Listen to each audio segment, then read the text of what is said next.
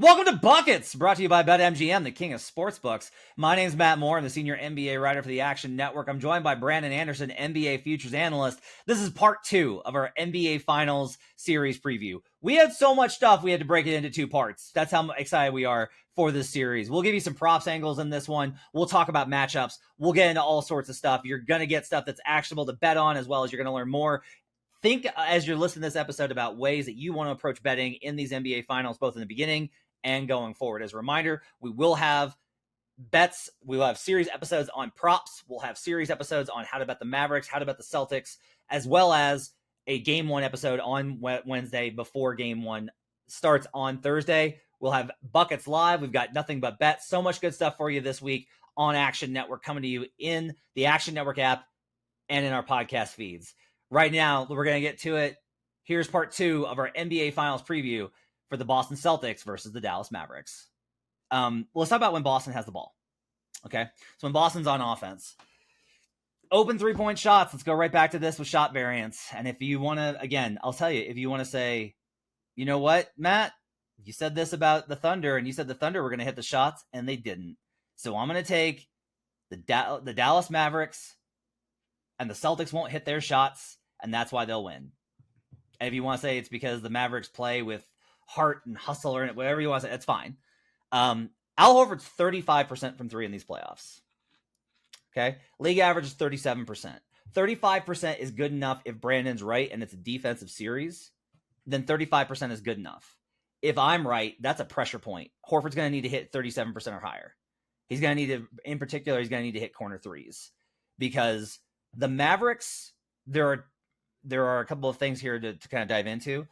The Mavericks' number one thing is pack the paint. This has been their formula.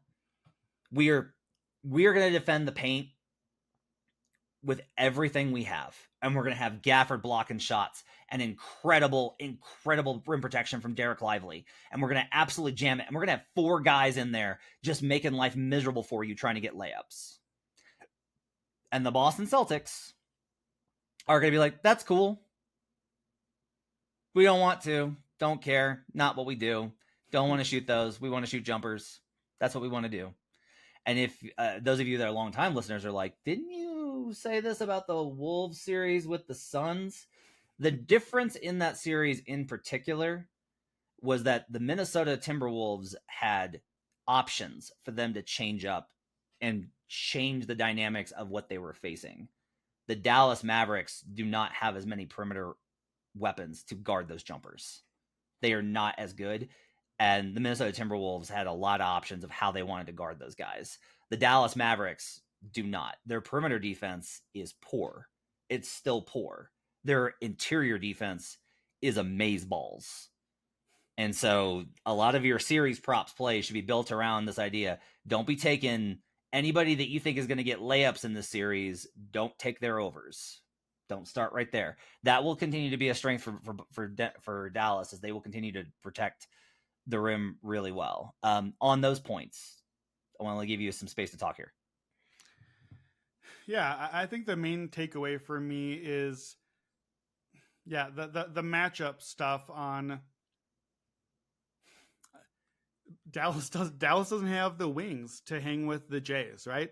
That's you mentioned Minnesota and Phoenix. You very nicely left out the part where I picked Phoenix to sweep the Minnesota Timberwolves out of the playoffs, and then they got swept. So I was really heavy on that version of the matchup. The difference is that Minnesota had ways to adjust to Jaden McDaniels and Nickeil Alexander-Walker, and dudes still bothering with all that length. I don't see that really in this series. So to me, like the matchup thing, being able to hide Luka and hide Kyrie on guards, I think is a bit of a worry here for me on the matchup. But I don't know that Dallas has the guys to hang with either of the Jays defensively. So just from that point, not like I've got more on the 4-factor stuff, but that to me is the thing I'm kind of looking at. And to your point about Horford and the 3-point shots, again, that's tying to my Porzingis thing, where it's like, okay, I'd rather have Kristaps. I'd rather have him shooting these open threes than my guy Al Horford. So yeah, I think I'm with you on those points. A big question for me is, does PJ Washington take Jaylen Brown or Jason Tatum? He guarded Brown quite a bit in the regular season matchups. If you put him on Brown, I think Tatum's going to cook. Derrick Jones Jr. is a really good matchup for Anthony Edwards. He is not a good matchup for Jason Tatum, even though he projects as basically the same size. DJ is 6'7", 210. Tatum's 6'8", 209. So they're the same weight. Tatum is 1 inch taller. But those are the kind of guys that there are guys that are great wing defenders who are good versus small guys they can body or big guys they can bother. And DJ is definitely he wants to body smaller guys like Anthony Edwards. That's where he really shines. Tatum's not that. Tatum's post-up game is good. He's going to be able to bump him. A lot of the stuff I said about Jaden McDaniels guarding Luka Doncic applies here with DJ guarding Jason Tatum. Washington does a much better job. But if you put DJ then on Jaylen Brown, I think Brown's going to put him in pick and roll where he is much worse, and he's going to absolutely slice him up with Porzingis and Horford. I think that's going to be a real problem for them. PJ is 6'7", 230, so he's got the size to be able to hang with Tatum on the perimeter, to contain him with length, and to be able to handle him in the post. The difference here is that, again, if they go with PJ on Tatum, which I do think they will throughout the course of the series, and it's one of the reasons why we'll get to my finals MVP pick, I think Jaylen Brown is going to absolutely have an absolutely massive series if that happens. They will be able to pick their poison between Jason Tatum or Jaylen Brown, but they do have to get poisoned by one of them. They're not going to shut them down both. One of those guys is going to have a good game. If both of them do, it's curtains. That's not going to be close. Hiding Luka's going to be on Jrue Holiday. He's going to be in the corner. No. And I do not know if that means that Luka Doncic is going to, and like something to watch here is, does Luka Doncic help down? Jrue Holiday is shooting 39% from three in these playoffs, and he's been insane from the corners this whole season. A lot of the boost to that 39% came versus the Pacers, who have the worst defense that we may have ever seen in the NBA playoffs. And so I do have a question mark. Again, I can make the argument for you for the Mavericks, and one of them is going to be, what if Jrue Holiday just has a Bucks series where he just misses every single open corner three, and Luke is able to help down in the paint, and Luke is able to help on drives, and it just makes things that much tougher, and the leverage point is Jrue hitting open corner threes, and he misses. That's entirely possible, and that's a way that the series could be an under series, which I think leans towards Dallas a little bit. Josh Green's going to have to play a big role in this series. I put into our Slack about a bunch of players of like, hey, I think that this is this series and not this series. And I put the Josh Green. I was like, I think this is a Josh Green series. And Brandon replied, it's a Josh Green series, but who cares? Rude. You can get him over 5.5 points for game one at a very big plus number. And I think Josh Green's going to play a lot in this series. And I think Josh Green, especially in game two, is going to play even more. I think as the series goes on, you're going to see much more Josh Green because they need those perimeter defenders. I think there's going to be opportunities to bet Josh Green overs because he's going to play a lot more and he's going to pick up random shots. The number of shots we have to get to here is hits an open corner three on 1 of 3 attempts, makes 2 layups in transition. That's how low we're talking about here for Josh Green. Escalators as well on Josh Green. Boston, this is a big key. Boston's 6-1 when the opponent has more points in the paints in the playoffs. I just want to stress this. Dallas can win this battle, and Boston's fine with it. Boston doesn't lose because they get shut down in the paint. It's not how they play basketball. And that's what part of what makes this such a tough matchup is the Mavericks' biggest strength is largely irrelevant towards Dallas. Or Dallas's biggest strength is largely irrelevant towards Boston. You want to tell me some 4-factor stuff on the Celtics? Yeah, it's a very similar note on that Boston is number 2 on 2-point percentage for the season, but they took the fewest twos of any team. So this is back to that, what you were just saying, basically. Dallas's defense, you and I both are still a little skeptical about the entire thing. The numbers have been there. The results have been there. It's hard to ignore. You've made the finals, okay? You win. You made it here. But even with that, they've made a big jump on EFG. They are built around this elite pack the paint rim protection. I just feel like that's kind of wasted against Boston, right? Like that's what you're saying is Boston is not taking a lot of twos. And look, I mean, we all dog them for the dribble, like 18-foot jump shot that Tatum and Brown are going to do. But they still rank number 2 in 2-point percentage even with that. So you're worried maybe on Jrue Holiday having a bad 3-point series. I'm a little more worried, I think, about Jrue Holiday and Derek White getting Kyrie and Luka on them and having a softer matchup and getting a lane to the rim and bricking layups anyway. Like, that's where I could see that going badly, is Boston's guards missing twos, because Dallas is so good at rim protection, and those guys, that's really not a strength anyway. So I do think that offsets, though, Dallas's strength. The part where I worry here is Boston's threes, and it worries both ways, but in Boston's favor, they're number one in three-pointers made for the season, number one three-point attempts for the season, top three in three-point percentage. So you're taking a lot and you're making a lot. Dallas is below average in three-point attempts allowed and threes allowed and three-point percentage allowed. And that's for the season. It's gotten a little better late in the year as this defense has improved, but still hasn't been their strength. The strength is in the paint. The strength is protecting the rim. Their strength is not shutting down threes. It has been against Oklahoma City because the guys missed everything. I'm not willing to give Dallas credit for that. That's not how three-pointers work. Three-pointers are mostly random. I think Dallas got a little bit lucky that Oklahoma City missed a ton of shots. It's fine. It's how it goes. Boston this season has shot 35% or better in exactly 2/3 of their games, regular season and playoffs. 35% is not a high bar. That's not like a blistering shooting night. That is arguably a subpar night. For Boston, it is. If it's 2/3, it is by definition a subpar night. In those games, in 2/3 of Boston games where they shoot just 35% or better, the Celtics are 58-6 straight up in those games. If Boston just doesn't poop the bed shooting the basketball, which they do 1 in 3 games because shot variance, if they just hit a decent number of threes, they're invincible. 58-6 is like the best NBA team of all time. So I'm going to help you with the math here. 2/3 of the games turn into Celtics shooting 35% or better, and they win all those games. If we get a 6-game series, 4 of the 6 games probably end up with Boston shooting that well. If you win 4 games, I don't know if you know this, Matt, but the finals are over. You won the championship, and we're not on a podcast anymore. So Dallas has to either not let them get there, but their defense isn't set up to do that, or they have to steal one of those games when Boston shot at least relatively well. And it's not like Boston just loses all the other games. They're still a 500 team when they don't shoot 35%. They just beat Indiana 3 times in 4 games when they didn't shoot well. That's Indiana's defensive strength to take away the threes. So Boston's going to get the threes up. They outshot Dallas in the head-to-head, just a lot more volume.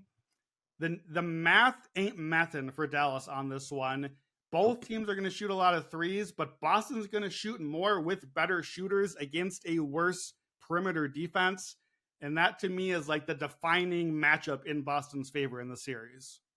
Totally agree at this point. A lot of this is you're going to hear a reasonable response would be, come on, Boston's not going to shoot well in 4 of the first 5 games. And my response would be, what if they do? If they don't, Boston can still win 2 ugly games and win 2 where they shoot really well. That's the 5-5. That's the 500 thing, right? But if they shoot really well for 4 out of the first 5 games, guess what? We're done. So the ifs are a lot longer for Dallas. I always love that as like a way to kind of construct how you look at a series or a matchup. It's, what does Dallas need? Well, if Boston misses threes, and if Dallas hits its threes, and if Dallas can guard Tatum, and if Luka has a great game, then you're within range. Okay, cool. Can happen. Probably will. Notice I'm not betting a sweep. One more thing I want to note on this before we go to when the Mavs have the ball. You ready for this one? I'm ready. So the Celtics take a lot of isolation pull-up jumpers, right? You don't say. When opponents have gone at Luka Doncic and shot a 2-point pull-up jumper in the playoffs, they are shooting 31%. That's a low percentage shot anyway. But if you're able to make it to 45%, all right, it's it's 9 points per 10 possessions. That's fine. That's fine. It's not great. It's fine. That's why Kevin Durant's amazing, because he's like 53%. 31% is abysmal. That's horrible. That's 6 points for every 10 shots. It's horrible. I don't know what to do with that. Like, that's one that you just kind of chalk up as like noise. Yeah. But here's the thing: is like that's a big reason when those guys miss shots, Dallas fans will be like, "That's Luka playing great defense. He's better this year." And if you're on the other side of it, you're like, "No, he just missed an open jumper." That's how basketball goes. Again, shot variance is a thing. When the Mavericks have the ball, here's why I don't think this is a Jrue Holiday series. They have to avoid switches of Jrue onto Luka. So a big advantage for the Celtics is that they're able to switch 1-5. They will not switch 1-5 as much as you'd think. They will play a lot of high drop with Kristaps Porzingis and Al Horford. They will not switch out Porzingis. They'll do it sometimes, and he does okay. They will not do it a ton, and they'll do it very little with Al Horford. But they can switch 1-5. They will switch, however, much like the Denver Nuggets, they will switch anything that is 1-4. They'll just switch it. And in the regular season, even though Dallas blew them out, what happened was that in the very first possession of the game, in the one after the trade deadline, Luka immediately targets Jrue Holiday. And you go like, why would you target? And I used to think that Luka would literally just be targeting the strongest players, the strongest defenders on the other team, because he would go after all these really good defenders. I've rethought that, and what I've actually realized, Luka does it entirely based off of your size and how you match up with him. He doesn't go at Rudy Gobert because Rudy Gobert is a bad space defender. He goes at Rudy Gobert because there are shots he can get to that he's comfortable with versus Rudy. And the same is true for Jrue Holiday. Lou Dort, who did an absolutely fantastic job on Luka. I'm sorry, I know you think you just fouled him for 6 games, Brandon, but he did a really great job on him. Lou Dort's 6'4", 220. Jrue Holiday's 6'4". Somebody was like, well, Jrue Holiday's the same size as Lou Dort. Drew's 205. 15 pounds of difference. Think back to what I said about Jaden McDaniels. Jaden McDaniels has all this length, but guess what? He's 209 pounds. So Luka's able to bump off of him. And that's what we saw consistently. When the Wolves won a game, it's because they took Jaden off of Luka and onto Kyrie entirely. And then Luka annihilated Anthony Edwards. They have to try and avoid this switch, which I think is going to be really tough for them. But there are ways to do it, and they'll have to manage those things, and that's where I wonder if they'll blitz a little bit more. They don't play 2-on ball, which allows Luka to make those cross-court passes to PJ Washington. They don't do that at all. And a big pressure point will be this matchup. If Luka is consistently killing Jrue, how do they avoid those switches? How do they get out of that? Do they eventually start bringing a second defender on him? Because that opens up PJ. This is going to be kind of the battleground there. The Jrue Holiday stuff, I think largely, a reason I don't think this is a Jrue series is Jrue can play great defense on Kyrie, and Kyrie scores anyway. Like, he has won the matchups, but the actual matchup data for Kyrie is like he shoots about 45% the last 2 seasons versus Jrue Holiday and Derek White. That's why a lot of this with like these edges, I don't think that Jrue Holiday and Derek White are going to shut down Kyrie Irving for the duration of the series. 1 or 2 games, sure, could absolutely happen, and that would help me with getting to Celtics in 5 or 6. But I do not look at this as a Jrue Holiday series as much as you do, especially on the defensive end. Yeah, and I think I would just say to that I would caution, even if you agree with that part of it, that does not mean you go out and bet all the Jrue Holiday unders in the series, like not the at all per game unders, because he's going to play. Like, you're not saying it's not Jrue Holiday series, so bring on Peyton Pritchard, baby. Nope. Like, that's not what's happening here. Right. He's going to be out there. It's almost like I do my playoff MVP ladder, and I always put a little asterisk at the bottom and put my LVP, who's my least valuable player. You're almost saying, like, you think this could be an LVP series for Jrue. He's going to be out there, but he could actually get picked on defensively. And we just talked about how he could be damaging offensively. That, like, you have to play a lot to be an LVP, to be least, like, if you're just not good, then the coach just benches you. Jrue Holiday is going to play, and there are reasons to believe that he could be in danger on both ends. To me, I'm a little less concerned about Jrue in particular on the defensive end, because I still got Tatum and Brown and Derek White, and one of those guys, now a different guy, is has an advantage, I think, against Kyrie Irving, which is going to be my cap on why I think Kyrie is in some trouble this series. And like, whatever the switch is, Boston's top 6 is so good that I'm gonna like most of the matchups. The one matchup I really don't love is Al Horford getting switched on to guys, and that's again the Porzingis thing. That's why he needs to be out there.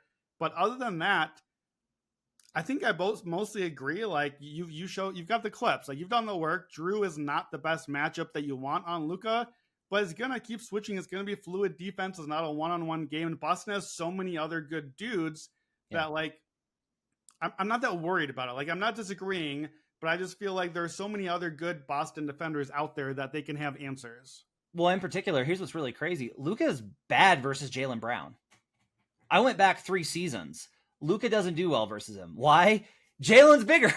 Like, this is the whole thing, is you don't want Kristaps Porzingis switched onto him, and you don't want Jrue Holiday switched onto him. Derek White, Jason Tatum, Jaylen Brown are fine.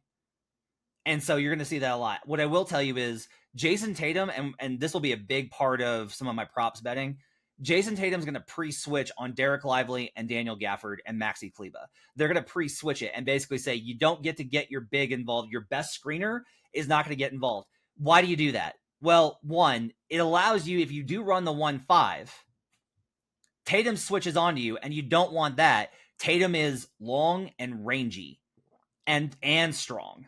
So he's got all of these things that Luka doesn't want to see. Is Luka still going to score? Yes, it's Luka Doncic, man. Like, yes. Luka can absolutely hit those step-back threes and win the series.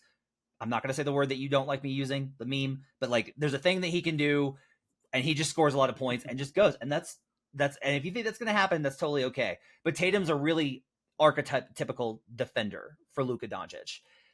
If you take away the 1-5, though, by putting Tatum on Tatum on that center, and Luka's like, well, I don't want to bring Tatum into this action. I don't want Brown and Tatum defending me in one action. Okay.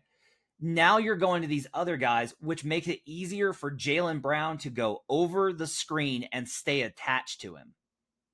And it negates the power of the screen, because the Mavericks only play one big. If they go to the double big, which we'll talk about later in the series, Kleba next to those guys, that makes it a little bit more difficult. But the Celtics still have a lot of options there, where it's like, look, if they put Kleba out there and they decide to pre-switch with Derek White, do you want to bring Derek White into the action here? Is that what you want? Like, do you want to get the switch on Derek White?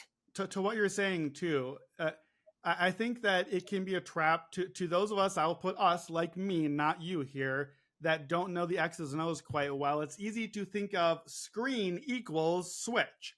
Like, screens are not all equal. There are players that are really good screen setters that created you space and forced the switch. And then there are dudes that just stood in the way or tried to illegally screen because they don't know what they're doing. Like, having Daniel Gafford come up and set a screen for you is not the same thing as Derek Jones setting a screen for you. It doesn't have to do with just who might switch on to you, but like, the act of screening and the pin down and which way the screen is going, all that stuff is part of the play too, that less informed minds, again, like myself at times, might not catch that watching there.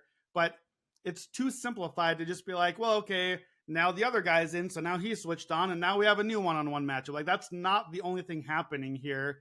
And I think, like, that's the problem, is when you're pre-switching, you're now changing who gets to do the screen and who's creating the space for Luka and who's in the screen and roll. You're like turning off other options that Dallas wanted to have here. And so you talked about, or you have in the notes about Boston having some options, but maybe not solves on some of these problems. What do you mean by that?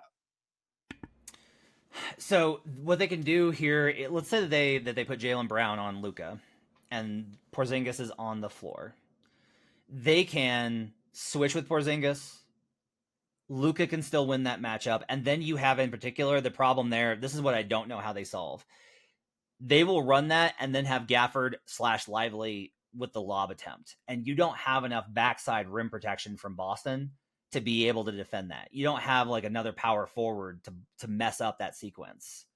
And so that's an opportunity where they can get a lot of lobs still in this series. Derek Lively is very playable in the series.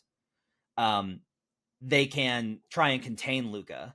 And one of the problems is, again, when I get back to Jrue, this happens with Kyrie too. If you run Kyrie with one of those bigs, you can peel Jrue a little bit because Jrue is not where he was in 2021. It's been 3 years since that 2021 Bucks title. Jrue is 3 years older. Yeah. He's not quite that guy physically. He's going to go over that screen, and you can get separation for him to hit the pocket pass to those bigs, and they get dunks. And that's Luka and Kyrie, both, especially with how good Luka is at the lob pass. You can get a lot of those kind of sequences.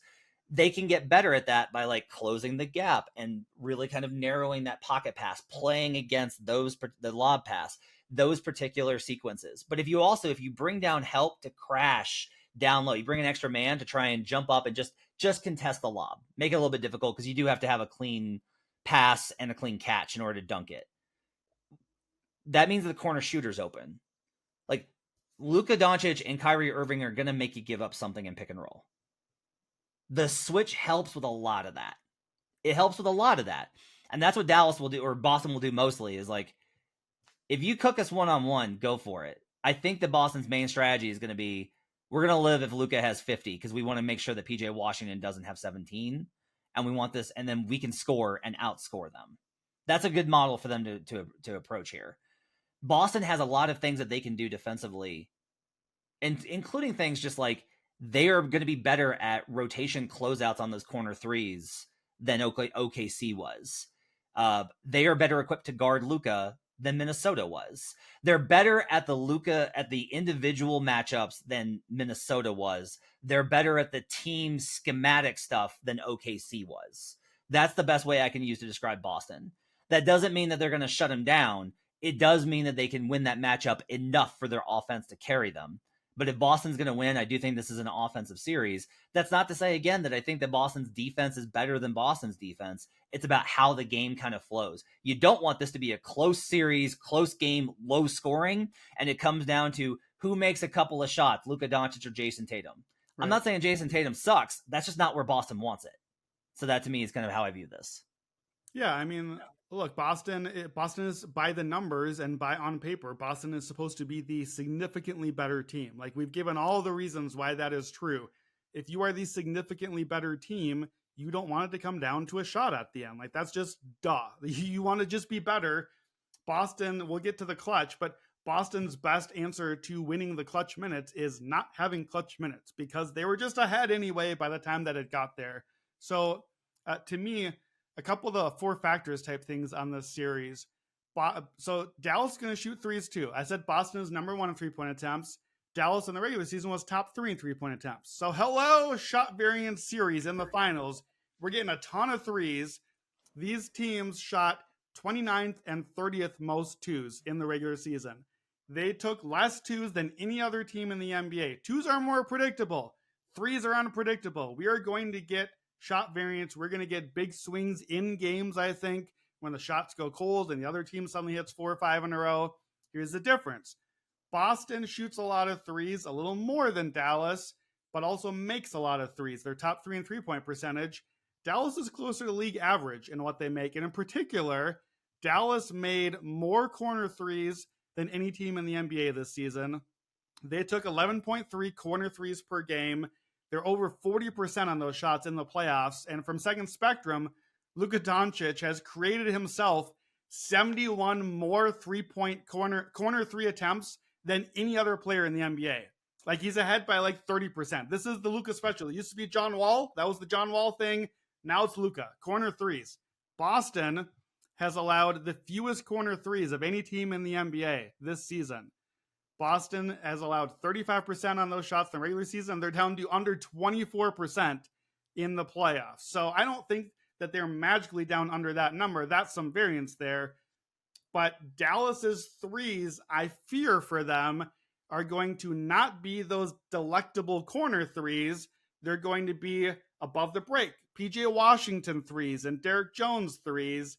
And they can hit those, but that's not the way that Dallas wants that to go. Yeah, most of the league employed stat heads will tell you that like stuff like Dallas opponents shooting 25% on corner threes is like entirely noise. It's all about how many do you allow. And for me, I think a lot of this gets into, I think Boston has actually allowed a lot of more corner threes than they have chosen that in certain series. Like the Cavs series, I think is a good example of this. You're just not scared of the corner three shooters. You're not scared of a Okoro. You're just not scared of him.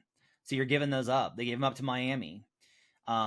Indiana, they gave up a high amount, but I also do kind of adjust for the fact of so many of that is just like transition. You're trying to get back, you're mismatched. And Indiana is great about driving the ball in transition and then finding ways to kick to corner threes. How many times did that happen where Boston's trying to get back in transition and somehow the Pacers wind up with a corner three? Like that happened a ton. Yeah. And so that will, I think in that more half court game, Boston is way better built to be able to adequately defend those. But I do think it's a little bit of I agree, it's a little bit of a pressure point. I want to skip down. We'll come back to the X Factors thing. The Mavs are 2-3 in these playoffs. That's 3 of their 5 losses when the opponent has more 3-pointers. So if you hit more threes than Dallas, they lose. But that's not great if you're facing. Though. Only has happened 5 times. That part matters too. That's certainly true. Boston is 1-2.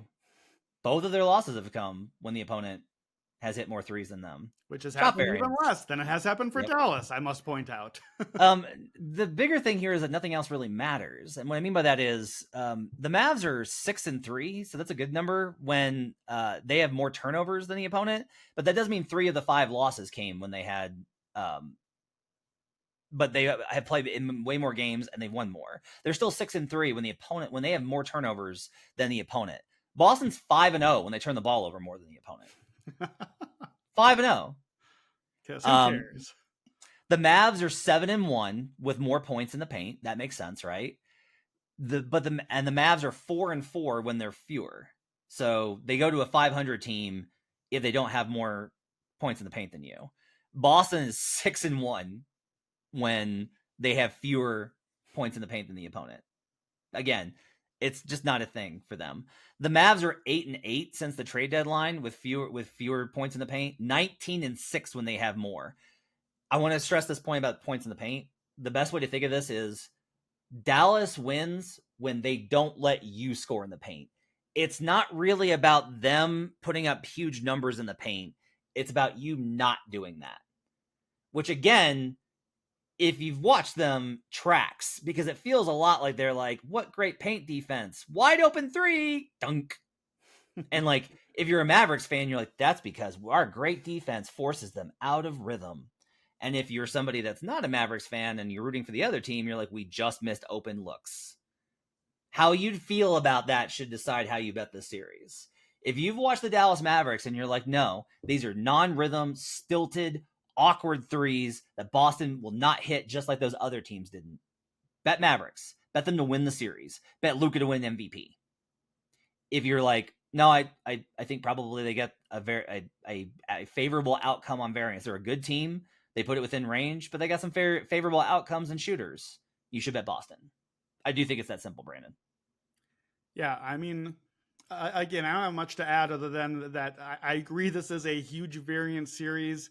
And it comes back to my bet on the series being Boston in 5 or 6 or 7 is I am giving myself a wide berth for what I think can happen. I'm even giving myself an out on Dallas in 7. So I'm giving myself a way to possibly attack 4 possible outcomes. And I'm trying to hit the middle of the spectrum because I think the shot variance is big. And it's not just shot variance. I think the coaching variance, I think could be big here. Kid has been great, but this is relatively new, let's say, about him. Mazzulla, you talked about, we don't necessarily know how he'll react if there are some answers that he doesn't have. The clutch question is going to be big both ways. The Porzingis health factor is going to be big both ways. And look, Dallas's bigs themselves have some question marks. So I just think there are a lot of variance things here. The other variance for me, back to the matchup for a second. So I talked about Dallas having the ball with their threes. So you look at the 4 factors, effective field goal percentage is the big one. Like that's the one you have to wonder about. And that one's the unpredictable one, right? The other 3, offensive rebounding, turnovers, free throws. Those are supposed to be pretty predictable. Like generally speaking, If one team is really good at one and one's really bad, then you're like, the Lakers are going to shoot a lot of free throws in this series. Like when the matchup lines up a certain way, you just can write that in ink. I'm confused about Dallas on this one because from the regular season profile, here's what I quote unquote know to expect when the Mavs have the ball. Dallas never turned it over in the regular season. They were bottom 5. Boston had the second fewest forced turnovers. Okay, turnovers are out. Dallas won't turn it over. Next, Dallas is average getting to the free throw line. You wouldn't think that with Luka and Kyrie, but they're league average. Boston is number 1 defensively and not fouling. Okay, great. Dallas is not going to get to the line. Throw it out. They didn't in the regular season matchup either. Dallas does not do offensive rebounds. They're in the bottom quarter of the league. Boston is above average defensive rebounding. Great. Throw all of those possible advantages out. Don't have to talk about them, except now you look at just the playoffs. Dallas's offense is completely different in the playoffs. They're top 5 in free throw rate, not middle of the pack. Will they get to the line? Maybe. They're top 5 in offensive rebounding rate, not bottom quarter of the league. Can they get some offensive rebounds and get more chances? They're also top 5 most turnovers. So suddenly they're turning it over. Could that lead to Boston stuff? So I'm always leery of just playoff numbers because you only played 3 teams over and over again. And how much did that factor into the numbers here? But I come away confused. I come away with when we did the unit rankings, this is why I don't know what I think about these two sides, because I'm not totally sure I know what Dallas is offensively, even though I feel like I do. I feel like, it's Luka's offense. I know what to expect there. Their profile has been very different than what the numbers have looked like from the season. I think Dallas will continue to generate free throws. I think they'll continue to generate offensive rebounds. And those things matter. They just don't matter as much as EFG. Correct. Right? So I'll tell you that based off of the pre-switching stuff, I think I'm going to bet lively over on rebounds. That'll be one of mine. Pretty consistently. I'll do escalators. He's going to get a ton of offensive rebound opportunities because they're going to pre-switch. And that's just going to mean that he's open for those kind of opportunities. Rebounds and points is probably a good play. The fouls look is it's harder to draw fouls versus switch when you're facing good defenders. Luka's an incredible grifter. Like, he's an incredible grifter. And that's honestly could hurt my Jaylen Brown finals MVP bet. Spoiler is if Jaylen gets in foul trouble, that can really hurt me. And it could hurt Boston because the minute we get into the benches, it's bad. I just don't know if Luka's going to be able to generate it enough because of how disciplined Boston is. Boston's really good about being able to contain a little bit of this. I don't think necessarily that Dallas will. I don't think Dallas will spend the entire series of the line, but there will be games, I think, where Luka does shoot a ton of free throws just because he's that good. I want to tell me about Kristaps Porzingis and Kyrie Irving as X factors. Yeah, so I have an article up at Action Network, so you can read on the website for a little bit more here. Porzingis, we've talked a lot about the reasons already. So Porzingis, it's just, I think we're a little bit, perhaps we collectively, the media, the basketball world, perhaps underrating just how important Porzingis is to this team because he does things that Al Horford just can't do anymore. Today, as we record this on Monday, is Al Horford's 38th birthday. So happy birthday, big fella. I'm sure you are listening. Matt, you and I are both older than 38 years old. When you turn ages like that, you can't do stuff like you used to anymore. Al Horford, I think, is a possible basketball Hall of Famer, but he can no longer defend in space the way that he used to be so very, very good at it. He can no longer protect the rim the way that he used to be pretty good at it. So defensively, Porzingis being out there in his place for a lot of minutes and doing that well, that matters a lot. Porzingis is 7'4". Porzingis can literally defend more space because he has an extra half a foot to be able to recover and try to stop some of those lobs. And Al Horford is not stopping lobs. Al Horford gets out switched at the top of the key or at the top of the arc and Luka's on him. That's going to be a bucket for Dallas because either Luka gets what he wants or something comes over to help and Horford's not going to be able to recover and stop the lob that we know is coming at this point. So defensively, Porzingis, then offensively, again, I want him shooting the threes, not Horford if we can. The other thing is, I actually think Porzingis being in Boston's offense in the clutch has been a big swing for them this year, where we know we've watched Boston for 8 years now. They made 6 of 8 conference finals. Dribble, dribble, dribble, Tatum shot. Dribble, dribble, dribble, Brown shot. I like the option of Porzingis posting up and doing a I'm really big and I can get my shot right now and it's a little better quality shot than you. Like having that option in the clutch, I think is another underrated factor. They need him out there. I like Porzingis over 15.4 points a game for the series. I have the cap for that in the article. We'll talk about on the props podcast. It's on Green Dot. I like him as a long shot, 60-1 finals MVP. Again, we'll talk about that elsewhere. There's an obvious narrative built in for the healthy return of the heroic Porzingis against his old team. To me, that's why he's the X factor. Kyrie, I fear, might be the wrong version of an X factor. And this is where I'm much bigger on this matchup disadvantage than you are. But for his career, in opponents where he's played at least 10 times against somebody, the single most difficult opponent of Kyrie's career is Derek White. He has 2-12 straight up all time against Derek White. Now, look, you play teams, not individuals. I'm the one that says that, but it is the stat nonetheless. Jrue Holiday, Kyrie is 8-16 against. This is 8th toughest opponent. These are tough opponents for Kyrie. Since Boston acquired Derek White in February 2022, they've played 10 games against Kyrie Irving. He's averaging 20.7 points a game, well below his average, 42% from the field. They've lost all 10 games. I don't really care that much about that number, but I love my BPM, 0.1 BPM over 10 games with Derek White and Marcus Smart or Derek White and Jrue Holiday defending. 0.1 BPM is basically replacement level starter. Like that is not, if they get that version of Kyrie, this series probably is short. He had a 139-point game out of those 10.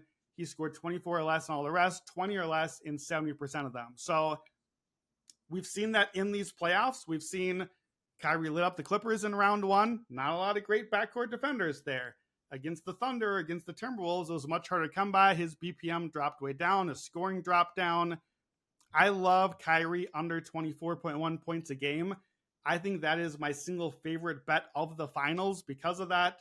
I will not necessarily be looking to fade Kyrie game to game because he can always just get hot, right? He can always just hit 4 threes in a row. He can always just start doing the Kyrie thing. But I think over the series, Kyrie Irving not being good enough against really good perimeter defenders is the key cap for me on him and on why this comes back down to 1 versus team, not 2 versus team. 2 versus team can win. Hi, that's how Kyrie won the first championship that he got. Without Kyrie being a star, it's 1 versus team, and it's why I like Boston so much in the series. I think Boston is better suited than any team in the league to defend Luka properly and give him his due credit, but still have dudes left to also defend Kyrie Irving properly. And that to me is the thing I feel most certain about in the series. The matchup numbers are not bad for Kyrie versus Jrue and Derek in particular. The overall numbers that you kind of cited there, I understand it. I think a question that's worth asking is just like, can the Celtics as a team defend Kyrie at a higher level than the individual matchups suggest? I don't hate this matchup for Kyrie Irving. I actually love it for his assist prop. I think he's going to have a lot more passing opportunities. If you look at how they covered him, they played a lot of contained defense on him in pick and roll. So high drop, Porzingis like up there trying to deny space, trying to keep him away from various shots. They are better suited again than the Wolves were at defending Kyrie, and Kyrie kind of tailed off in that series as well. So I get it. I am a little bit concerned that one of the things that the Mavericks did versus the Wolves is they ran a lot of double screen action, especially with Kyrie, some with Luka, a lot with Kyrie. They ran double screen action. The Celtics have the ability to switch that, which is good. Kyrie is really, really, really good at attacking switches. So like the individual stuff here defensively with Jrue Holiday and Kyrie is good. The individual stuff with Derek White and Kyrie is good. It's not great, it's good. I do wonder if there are mechanisms that they can do to get them out of their comfort zone, because I actually trust Kyrie in switches. I think is a really advantageous matchup because Kyrie's so good at getting to whatever shot he wants because of, as the Hoopers say, his bag. And so, while I don't love Luka Doncic attacking Jason Tatum, I don't love Luka Doncic attacking Jaylen Brown. I don't love Jason Tatum or Luka Doncic attacking Kristaps Porzingis. But I do feel like Kyrie Irving is better because of his speed at attacking all three of those other guys and Al Horford and these kind of space opportunities. So I think it's one to kind of wait and see. I'm open to your side of it. I don't know how this is going to go, but I do think it's worth looking at. The Porzingis stuff I think is pretty smart, even if I don't agree on Finals MVP, which we'll talk about at another time. Real quickly, this is just like a real quick thing. The benches for Dallas or for Boston is bad. Peyton Pritchard has managed to get through these playoffs with like a plus net rating. If he's playable, that's huge. That's just absolutely huge. If they can just win those minutes because they stagger so many starters, that's gigantic. Sam Hauser, huge negative. Cornette, huge negative. That's really scary. And Boston hasn't really had a series yet where they've had to shorten the rotation and play starters 40 plus minutes consistently. This is going to be it. And conditioning is going to be a question. They have a lot of rest, but they're also not conditioned to play 40 minutes a night every 2 days. So that's a little bit of a thing. Dallas has a huge bench advantage here. I think Josh Green's playable. I think Derek Lively's going to have a huge series as he has every series. Maxi Kleba is going to be a fascinating small ball matchup who may play more as the series goes on. I don't think he plays early. He'll be like a game 2, game 3 prop play for me. Jaden Hardy will play a little bit and probably get played off the floor, but they have guys that I think can play. I don't think Missoula has consistently like played these bench guys. He did it versus Indy and he got away with it. I think that ends now.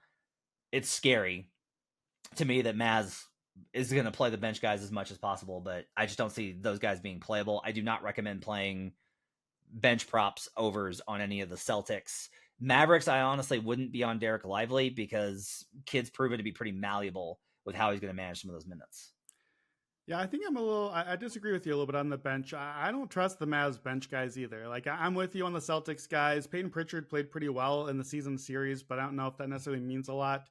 I don't trust their guys. I just don't trust Dallas's guys either. Like, I think assuming that Porzingis and Kleba are healthy, I trust that the teams have big man depth and then very little else that I want out there. I don't want Exum on the court. I don't want Teach J on the court for Dallas. I don't want Jaden Hardy out there. Josh Green is going to have to because they need him to defend, but I don't trust him offensively. He's going to have to hit some shots. Maybe this is just the Jokic thing I always say, which is just like, well, you just get some dudes out there and then he makes them better. Maybe Luka just makes these guys better and hits them in the pocket and they're hitting shots. That's a thing.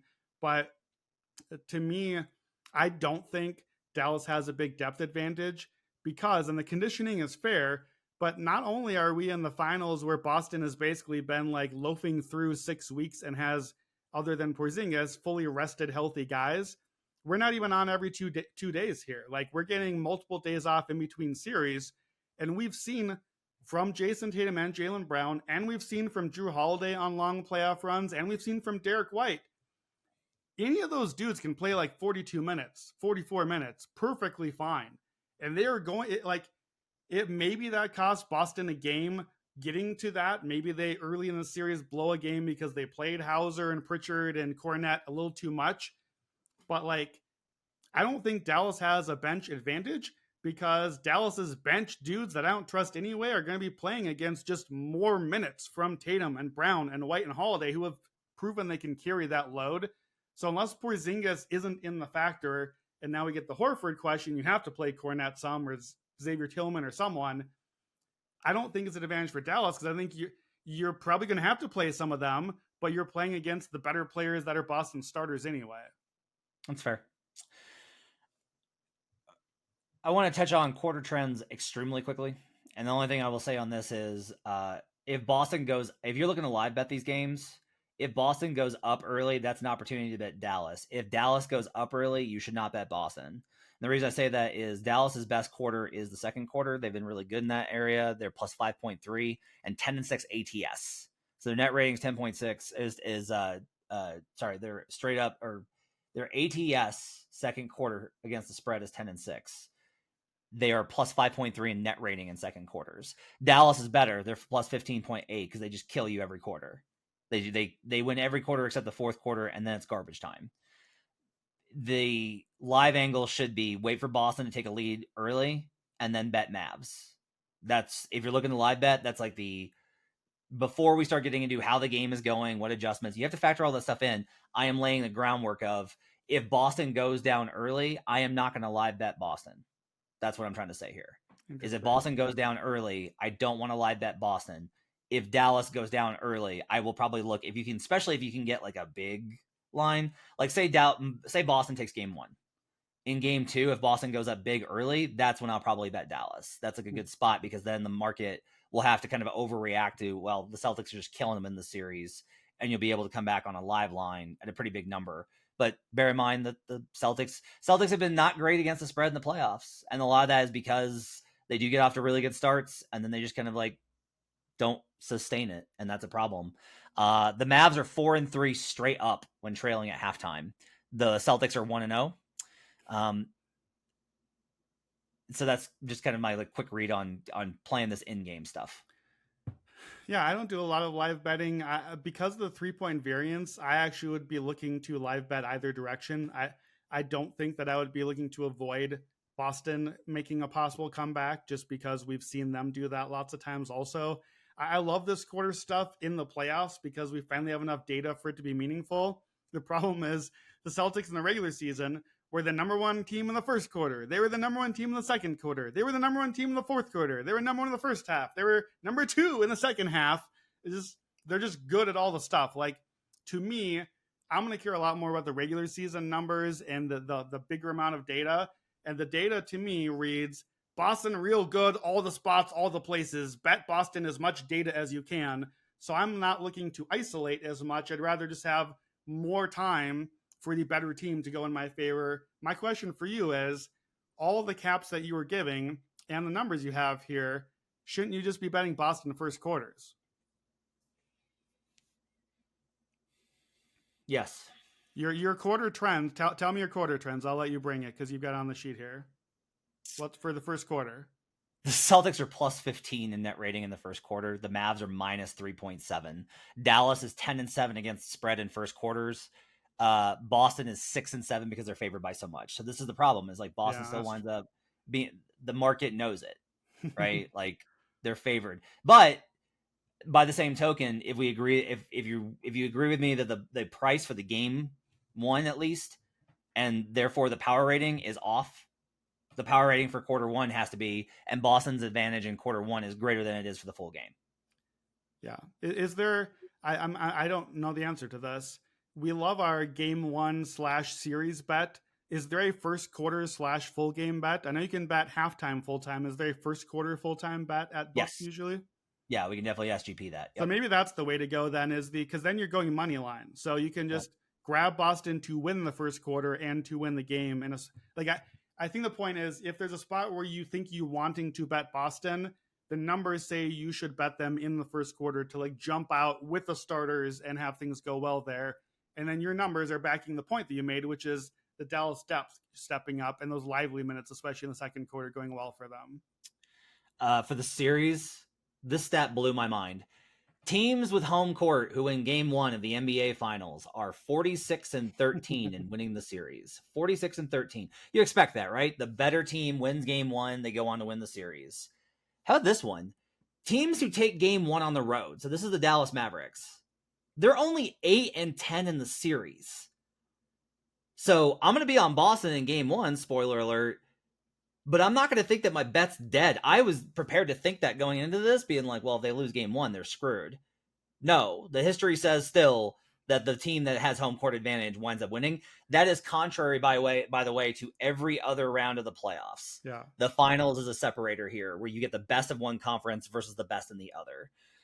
What do you got for series game flow? Yeah, so finals game 1 is consistently a hammer spot. From Bet Labs, the home team in game 1, and I'm going to include from the bubble this year, so we'll call it the better seed, the favored team in game 1, you've been the best team all year. This is what you played for. There's no more like, are we distracted or not? From Bet Labs, 16-3 against the spread. You just immediately take the game one team that's at home, Boston here. Like you said, opened at -5.5. It's now up, but the history says these games usually aren't close. They're 17-2 straight up. So one of the times they didn't cover was a team, I think it was the Warriors when they were like a 13-point favorite and won by 11 or something. And Luka Doncic, 2-6 straight up in his first game of a series, even though he keeps winning and advancing a lot of times. Jason Kidd, 3-7 ATS, game one of a series. So there's a lot to love about Boston getting game one. I had a similar note to you. Teams, again, the team with home court in just the last 4 decades. And to me, I made that cutoff because that's when we went to 16 teams. So just the last 4 decades, the home/favored seed, 31-9 straight up winning the series or winning game one. And those 31 teams that won game one also win the series 24-7. So 78% of the time, the game one goes to the team that's supposed to win. And then that team goes on to win the series after winning game one 77% of the time. Like that's what the Mavs are up against here. So that tried to lead me to the bet that we just talked about, Celtics to win game one and win the series. I see a -130 out there for that. That bet over the last decade, the favored home team to win game one on the series is 7-3. That's pretty good considering we're getting relatively close to even odds here. Over the last 40 years, again, this format of the playoffs, the favored team winning game one and the series, that bet would be 24-16, 60% hit rate. We're at 56% here. So I think this is not a bad bet. If you don't want to make my like complicated 3-part bet and just want to simplify it, I like this. This is a very good way to bet it. I won't be on the game one podcast. This is my game one pick. Like this is the way to me to bet game one. I just hate it because if you lose that game one, your bet's dead. Right. I know. I know. This is the reason I didn't do it each of the last 2 rounds in the Celtics, because I didn't want the screw around game to be game one. And now I'm just out. Like, this is why I'm on the other version. I agree with you. What do you think about Celtics to be up 2-1 after 3 games? That's a +110 in the market. Is this the better? Both you and I think the Celtics win, but don't sweep. Isn't this how you win but don't sweep, is winning 2 of the first 3? Here's how the bet loses. Either, trademark Matt Moore, gentleman's sweep, Boston goes up 3-0 and then they screw around and give a game away. Now you lost the Boston up 2-1 bet. Or Boston goes down 2-1. They split in Boston. They lose game 3 in Dallas. And then they come back and win the series. That's how you lose the Celtics 2-1 bet. But I think it's a pretty good play at +110. If you are listening to what both of us said, and we like the Celtics to win in probably 5 or 6 games, shouldn't we be betting Celtics up 2-1 +110? I think it's worth a portion of whatever bankroll you're putting in on it. I don't think it should be the same percentage rate. It should be right. You shouldn't do like however many you want to do on this. Like if you're betting 5 units on Boston, you shouldn't be betting 5 units on this. You right. Yeah. It's like a 5 and a 1. It's like a way for you to basically, it's a corollary that plays into it. Because I do think that the game that Boston is most likely to lose is game 2. Dallas comes back, makes adjustments, steals game 2, and we're all like, uh-oh. And then Dallas, who has not been good at home, loses game 3. And then we're like, oh. That to me seems very likely. Yeah. Well, and to that point too, one other note on how to bet Boston game to game. And you've heard me mention these 2 particular stats a few times now since 2020. So largely this version of the Celtics. To be fair, they got Jrue Holiday, they got Porzingis now, but the Tatum Brown version of the Celtics since 2020, after Boston has won a game by more than 10 points, the Celtics are 11-19 ATS. So after they are inflated and feeling high on themselves and we got this, they're not covering the spread 2/3 of the time. Even this year, they're 3-5 ATS in that spot. So it's still not been great for them, even in this mostly invincible playoff run for them. So maybe they get the big game 1 win like we're talking about, and they're overconfident at home in game 2, and that's the spot that you're talking about is, okay, now you fade them. But if they do lose that one, Boston, after they blow a game and lose as favorites, but are favored again the next game, now the Celtics are 13-3 against the spread. So if there's a spot, and we may not get it here because Dallas is good enough and being power rated as good enough that they probably still be favored at home. But if we get a spot where Boston is favored even after losing, especially if they like lose game one, or a spot where you can get the home game right after that, that has been a really strong spot for Boston to then come out focused and get the next one. So that's part of why I also trust this team in a long series, even though I don't trust them game to game, because I trust they're going to screw around and give a game away. I just also trust they're going to get it right back the next game, and then we're back on track again. So that's something to watch for game to game, I think, in the series. And trying to guess when they're going to do it so tough too. That's the reason I don't think I may not want the 2-1. It's just like, what if the screw around's game 3? What if it's game 2? What if it's game 4? Like, right. Trying to guess when that screw around. It's been game 2 pretty consistently, but one thing I also keep in mind with these trends, and like this has been frustrating for me all playoffs, is like somebody that kind of shifted into more of a trends better team. And I didn't bet these, like I stuck with Dallas in these series, but in the first round, like the Clippers, when they win game 1, remember Clippers won game 1 versus the Mavericks. Yeah. Those teams were 105-12 in winning those series in the first round. Nope. Mavs won. How about the second round where the Thunder won game 1? Everybody remember that when the Thunder won game 1 and it was like, oh, like exactly like I thought it was going to be. Yeah. Those teams were 139-22. Nope. Dallas won. Now the third round is where it does kind of play out. As third round, the Mavs won game 1, and those teams were 29-11. They're now 29-12. So a little bit of a trend there. To keep in mind, that's why I'm a little bit skeptical. Is I'm just like, I don't know. This has been a weird year for trends. All right, we're gonna do a props podcast, so you're gonna be able to hear a lot from Brandon and Jim Turvey and Joe Delera on those. But give me a sneak peek, Brandon. Give me one prop that you really like here. All right, so I mentioned the Kyrie points under. That is my favorite. I mentioned the Kristaps points over. The other one I will mention, you're going to have to listen to the props pod for the cap here. But I like just Luka to lead the series in points. There's a -136. It's over -200 at some books. Luka's going to lead the series in points. He just is. So come listen. We've got a lot more of those. Joe and Jim have some good ones as well. We got plenty of props coming. Just to wrap up here, so to go over our best bets, Brandon likes Dallas in 5 or 6 or 7. I'm keeping it simple with Celtics -1.5, -2.5, +175. I am obligated to alert the audience that you and I both liked Boston in the 2022 series versus the Golden State Warriors. I do not know why, given how high I was on that Warriors team all year, but we got sucked in and we bet Celtics in that series. That was dumb. I will point out the Celtics are actually dogs in that series and they're favored in this one. I think that actually kind of matters here. That's going to do it for Buckets. Thanks for joining us on our 2-part episode here on Buckets.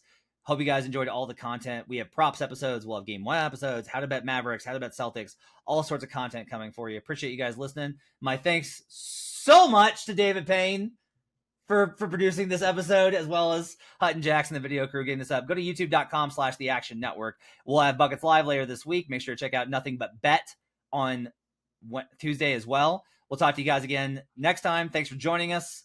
Let's get Finals Buckets.